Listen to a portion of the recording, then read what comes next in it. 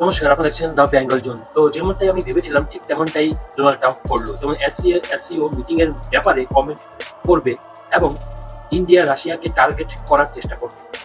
তাছাড়া আমরা দেখতে পাচ্ছি যে ওয়েস্টার্ন মিডিয়ার মধ্যে আমেরিকার মিডিয়া সংবাদ মাধ্যমে প্রকাশ করছে যে পুতিন, মোদি এবং শি জিনপিং এর এই মিটিং এর ব্যাপারে কতটা যে গুরুত্ব দিচ্ছে বা আমেরিকার যে চিন্তিত তা আমরা দেখতে পাচ্ছি। এবং এর মধ্যে একটি ব্যাপার হচ্ছে, যেমন বাকি যে বিশ্ব নেতা যারা এই মিটিং এ আছে তাদেরকে কোনো সংবাদ মাধ্যমে সেরকম জায়গা পায়নি। সারা বিশ্বে এই দৃশ্য দেখছে যে মোদি, পুতিন এবং শি জিনপিং একত্রে সংঘবদ্ধ হয়েছে এই ডোনাল্ড ট্রাম্পের ট্যারিফের বিরুদ্ধে।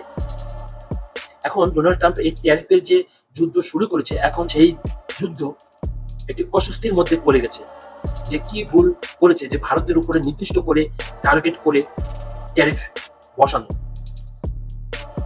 এটি ছিল আমেরিকার ডোনাল্ড ট্রাম্পের একটি ভুল সিদ্ধান্ত, আর সেই ভুল সিদ্ধান্তের কারণে আজকে আমেরিকার এই ভোগান্তি ভুগতে হচ্ছে।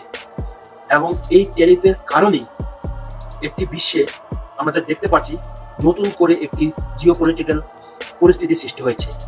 আর যতটুকু ভারত এবং আমেরিকার সম্পর্ক ছিল, আর ডোনাল্ড ট্রাম্প এই সঙ্গে একেবারেই নিচু স্তরে নিয়ে গেছে।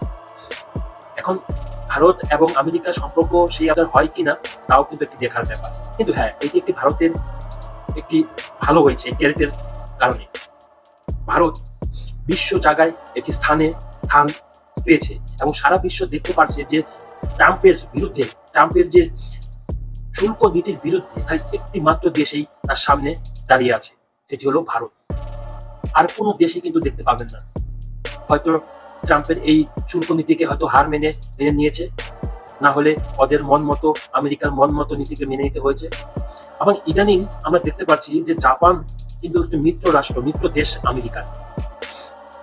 সেই আমেরিকা জাপানের সাথে যখন বাণিজ্য চুক্তি হয়, সেই বাণিজ্য চুক্তিতে এমন চুক্তি করা হয়েছে যাতে $550 বিলিয়ন যে চুক্তি, তার মধ্যে যে লাভাংশ হবে সেটিও নাকি 90% আমেরিকা নেবে।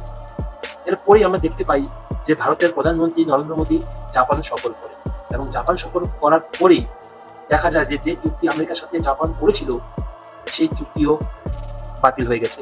জাপান বলছে আমরা এভাবে চুক্তি করব না। যাই হোক দর্শক, আপনারা দেখতে পাচ্ছেন যে সারা বিশ্বে কি ঘটছে। এতে একদিকে ভারতেরই লাভ হচ্ছে, একটি বিশ্ব স্তরে ভারতকে প্রতিষ্ঠা হতে আমরা দেখতে পাচ্ছি। ধন্যবাদ।